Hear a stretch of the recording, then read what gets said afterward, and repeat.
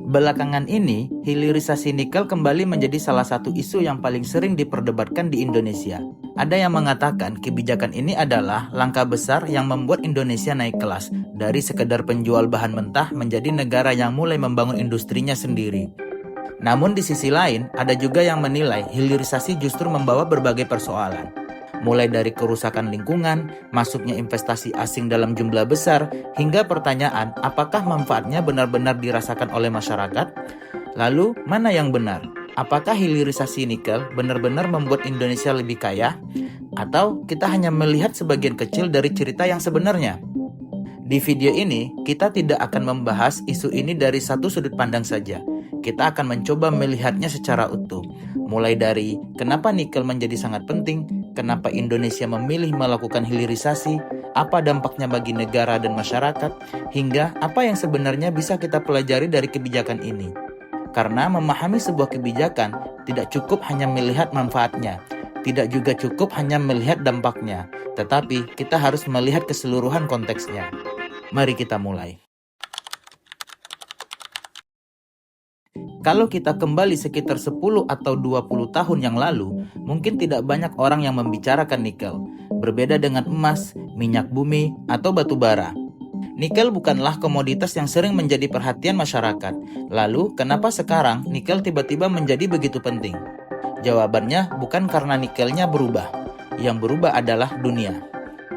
Dalam beberapa tahun terakhir, banyak negara mulai berlomba mengembangkan kendaraan listrik. Alasannya beragam, mulai dari mengurangi ketergantungan terhadap bahan bakar fosil, menekan emisi karbon, hingga membangun industri otomotif masa depan. Nah, disinilah nikel mulai memainkan peran penting. Sebagian besar baterai kendaraan listrik saat ini masih menggunakan nikel sebagai salah satu bahan bakunya. Sederhananya, semakin banyak mobil listrik diproduksi, semakin besar pula kebutuhan dunia terhadap nikel. Bukan hanya untuk mobil, tetapi juga untuk berbagai industri lain seperti penyimpanan energi dan sebagian untuk perangkat elektronik. Akibatnya, permintaan nikel meningkat. Negara-negara mulai mencari pasokan yang stabil, perusahaan-perusahaan tambang berlomba meningkatkan produksinya, dan investor mulai melihat nikel sebagai salah satu komoditas strategis di masa depan. Lalu, di mana posisi Indonesia? Indonesia bukan hanya memiliki cadangan nikel yang besar, Indonesia juga menjadi salah satu produsen nikel terbesar di dunia. Artinya, ketika dunia membutuhkan nikel, perhatian dunia secara otomatis tertuju ke Indonesia. Namun, memiliki sumber daya alam yang besar bukan berarti otomatis menjadi negara yang lebih kaya. Justru disinilah pertanyaan berikutnya muncul. Kalau Indonesia sudah memiliki salah satu cadangan nikel terbesar di dunia, mengapa pemerintah merasa perlu merubah cara Indonesia menjual nikel? Jawabannya ada pada kebijakan yang disebut hilirisasi. Sekarang kita sudah memahami satu hal, nikel menjadi salah satu komoditas yang paling dibutuhkan dunia, dan Indonesia berada dalam posisi yang sangat strategis. Lalu muncul pertanyaan berikutnya, kalau permintaan nikel sedang tinggi, kenapa Indonesia justru melarang ekspor biji nikelnya? Bukankah itu berarti Indonesia kehilangan kesempatan untuk menjual lebih banyak? Untuk menjawab pertanyaan itu, kita perlu melihat bagaimana Indonesia selama puluhan tahun memanfaatkan sumber daya alamnya. Selama bertahun-tahun, Indonesia lebih banyak mengekspor nikel dalam bentuk biji mentah. Artinya, nilai terbesar dari proses pengolahan justru dinikmati oleh negara lain. Biji nikel dikirim ke luar negeri. Di sana, nikel diolah menjadi berbagai produk yang memiliki nilai jual jauh lebih tinggi. Mulai dari bahan baku industri, stainless steel, hingga material untuk baterai kendaraan listrik. Sementara, Indonesia lebih banyak memperoleh pendapatan dari penjualan bahan mentahnya. Disinilah muncul gagasan tentang hilirisasi. Sederhananya, hilirisasi adalah upaya agar proses pengolahan tidak lagi dilakukan di luar negeri, tetapi di Indonesia sendiri. Logikanya sederhana. Kalau Indonesia tidak hanya menjual bahan mentah, tetapi juga menjual produk yang sudah diolah, maka nilai tambahnya akan lebih besar. Industri pengolahannya tumbuh, lapangan kerja bertambah, investasi masuk, dan pada akhirnya negara berharap manfaat ekonomi yang diterima Indonesia juga ikut meningkat. Namun, ada satu masalah. Kalau perusahaan masih bebas mengekspor biji nikel, mereka tidak memiliki alasan yang kuat untuk membangun fasilitas pengolahan di Indonesia. Karena mengolah nikel membutuhkan investasi yang sangat besar, mulai dari pembangunan smelter, teknologi, hingga infrastruktur pendukung. Itulah sebabnya pemerintah mengambil langkah yang cukup berani.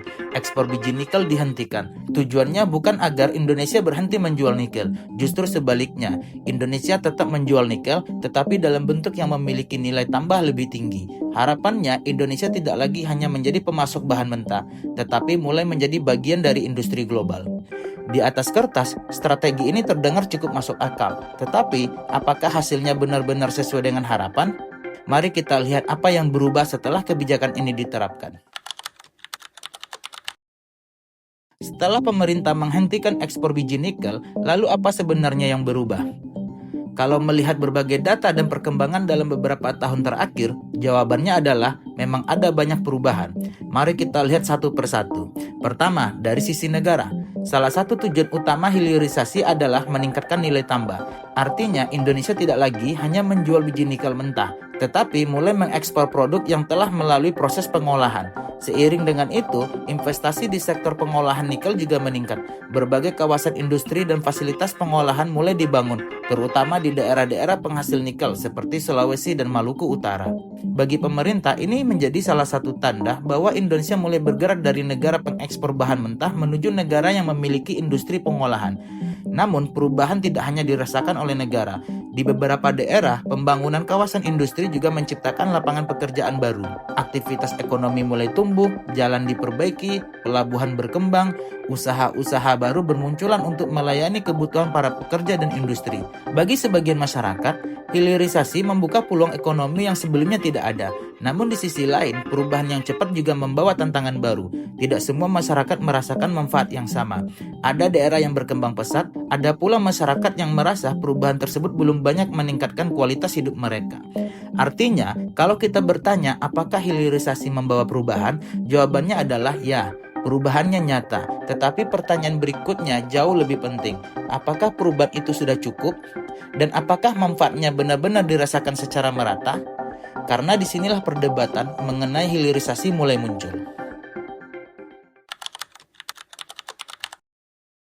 Kalau kita melihat perkembangan beberapa tahun terakhir, memang ada banyak perubahan yang terjadi setelah hilirisasi diterapkan. Namun, perubahan itu tidak otomatis mengakhiri perdebatan. Justru sebaliknya, semakin besar industri nikel berkembang, semakin banyak pula pertanyaan yang mulai muncul. Salah satu yang paling sering dibahas adalah persoalan lingkungan. Pembangunan tambang, kawasan industri, dan fasilitas pengolahan tentu membutuhkan lahan, energi, dan aktivitas produksi dalam skala yang sangat besar. Di beberapa daerah muncul kekhawatiran mengenai perubahan bentang alam, kualitas air, hingga dampaknya terhadap ekosistem. Di sisi lain, pemerintah dan pelaku industri berpendapat bahwa pembangunan industri memang harus berjalan, tetapi tetap harus mengikuti aturan lingkungan yang berlaku. Artinya, perdebatannya bukan sekadar antara pembangunan atau lingkungan, tetapi bagaimana keduanya bisa berjalan secara seimbang. Selain persoalan lingkungan, ada juga pertanyaan mengenai siapa yang sebenarnya paling menikmati manfaat dari hilirisasi. Sebagian masyarakat menilai bahwa investasi memang meningkat, namun mereka juga mempertanyakan apakah manfaat ekonomi tersebut sudah benar-benar dirasakan oleh masyarakat di sekitar kawasan tambang. Ada pula yang mempertanyakan besarnya peran investor asing dalam pembangunan industri nikel Indonesia. Di satu sisi, Indonesia memang membutuhkan modal, teknologi, dan pengalaman untuk membangun industri pengolahan dalam waktu yang relatif singkat. Namun di sisi lain, muncul pertanyaan mengenai seberapa besar nilai tambah yang benar-benar tinggal di Indonesia dan bagaimana agar industri nasional bisa semakin berkembang di masa depan. Kemudian ada pula perdebatan di tingkat internasional. Kebijakan larangan ekspor biji nikel sempat digugat oleh Uni Eropa di Organisasi Perdagangan Dunia atau WTO. Uni Eropa menilai kebijakan tersebut menghambat perdagangan bebas. Sementara Indonesia berpendapat bahwa setiap negara memiliki hak untuk mengolah sumber daya alamnya demi kepentingan pembangunan nasional. Kalau kita melihat seluruh perdebatan ini, sebenarnya ada satu benang merah yang sama. Hampir semua pihak sepakat bahwa Indonesia perlu mendapatkan manfaat yang lebih besar dari kekayaan alamnya. Yang menjadi perdebatan adalah bagaimana cara mencapai tujuan tersebut, bagaimana menjaga lingkungan tetap lestari, bagaimana memastikan masyarakat ikut merasakan manfaatnya, dan bagaimana membangun industri yang kuat tanpa terlalu bergantung pada pihak luar. Jadi, perdebatan mengenai hilirisasi sebenarnya bukan hanya soal nikel, tetapi juga tentang bagaimana Indonesia ingin membangun masa depannya. Setelah kita melihat seluruh gambarnya, mungkin kita bisa memahami satu hal. Perdebatan mengenai hilirisasi nikel bukanlah tentang apakah kebijakan ini sepenuhnya berhasil atau sepenuhnya gagal. Karena kenyataannya, keduanya memiliki dasar argumentasinya masing-masing. Di satu sisi, Indonesia memang berhasil menarik investasi, membangun fasilitas pengolahan, dan mulai meningkatkan nilai tambah dari sumber daya alam yang dimilikinya. Di posisi Indonesia dalam industri nikel dunia juga menjadi jauh lebih strategis dibanding sebelumnya. Namun di sisi lain, masih ada berbagai pekerjaan rumah yang belum selesai. Mulai dari bagaimana menjaga lingkungan, bagaimana memastikan manfaat ekonomi benar-benar dirasakan oleh masyarakat, bagaimana memperkuat industri nasional, dan bagaimana mengurangi ketergantungan terhadap pihak luar dalam jangka panjang. Kalau kita melihat dari sudut pandang yang lebih luas, mungkin pertanyaan yang paling tepat bukan lagi apakah hilirisasi berhasil atau apakah hilirisasi gagal, tetapi bagaimana Indonesia bisa terus memperbaiki kebijakan ini agar manfaatnya semakin besar, sementara risikonya bisa semakin kecil. Karena pada akhirnya, hampir semua negara yang kaya sumber daya alam menghadapi tantangan yang sama. Bagaimana mengubah kekayaan alam menjadi kesejahteraan, bukan hanya untuk hari ini, tapi juga untuk generasi berikutnya. Dan mungkin disitulah letak pelajaran terbesar dari hilirisasi nikel, bahwa mengelola sumber daya alam bukan hanya soal menggali dan menjual, tetapi tentang membangun industri, membangun manusia, menjaga lingkungan, dan memastikan bahwa manfaatnya benar-benar bisa dirasakan oleh seluruh masyarakat. Sampai di sini, bagaimana menurut pendapatmu? Apakah hilirisasi nikel sudah berjalan sesuai harapan? Atau menurutmu masih ada hal-hal yang perlu diperbaiki? Tulis pendapatmu di kolom komentar. Karena di Ruang Dian, kita tidak sedang mencari siapa yang menang dalam sebuah perdebatan. Kita sedang berusaha memahami sebuah isu secara lebih utuh. Sampai jumpa di episode selanjutnya.